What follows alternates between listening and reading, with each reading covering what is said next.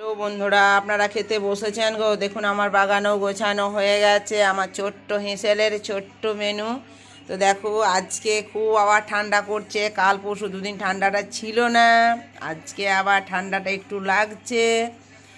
তো যাই হোক, দেখো আজকে আমার মেনুগুলো হচ্ছে বাঁধাকপির তরকারি, আর এটা হচ্ছে একটু পালং শাক, মূলো শাক দুটো দিয়ে ভাজা করেছি সর্ষে দিয়ে, খেতে কিন্তু ভালোই লাগে।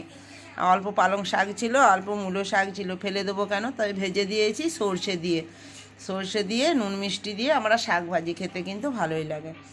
আর এটা হচ্ছে মসুরির ডাল, মুগ মসুরির ডাল, এই দেখো মসুরির ডাল। আর এটা হচ্ছে বলি, এটা তো বাঁধাকপির তরকারি বললাম।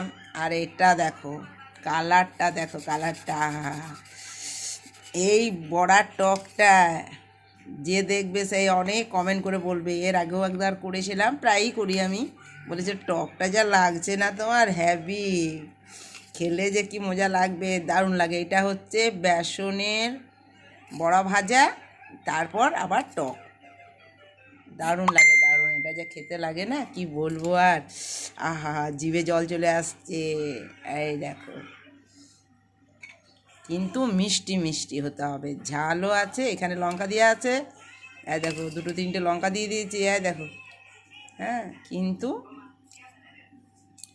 ঝালও আছে মিষ্টিও আছে, দুটোই আছে। খেতে প্রচণ্ড ভালো লাগে, আমাদের সবাই খেতে ভালোবাসে।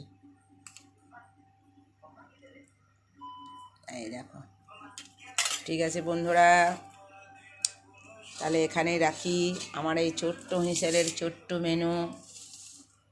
কেমন লাগলো অবশ্যই লাইভ কমেন্ট করে আমাকে জানাবেন, লাইভ তো করবেনই, কমেন্ট করেও জানাবেন কেমন লাগলো। আমরা আবার খেতে বসবো।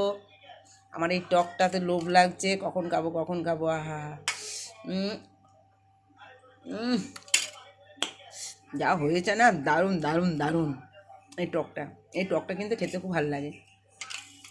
আগের দিনে আমার মা করতো খুব, বেসন বড়াগুলো তেলে ছেঁকে তারপর টকটা করেছি, খেতে ভালো লাগে। সর্ষে গুঁড়ো দিয়েছি, আর দেখো এটা দিয়ে ভাত খাবো। ঠিক আছে বন্ধুরা, তাহলে এখানে রাখি। আমার এই ছোট্ট হিসেবের ছোট্ট মেনু যদি ভালো লাগে অবশ্যই লাইক কমেন্ট করবেন আর ভিডিওটা দেখবেন। এখানে রাখলাম, এবার খেতে বসবো।